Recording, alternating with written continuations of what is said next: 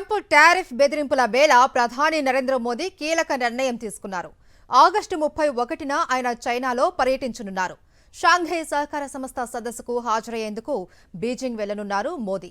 2019 తర్వాత ప్రధాని చైనాలో పర్యటించడం ఇదే తొలిసారి.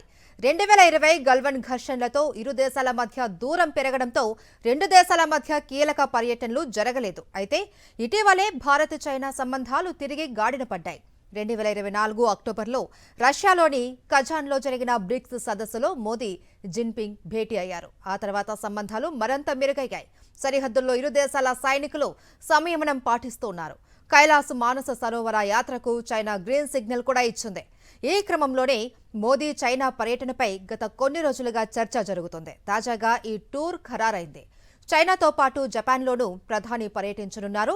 ద్వైపాక్షిక సంబంధాల బలోపేతానికి చర్చలు జరపనున్నారు.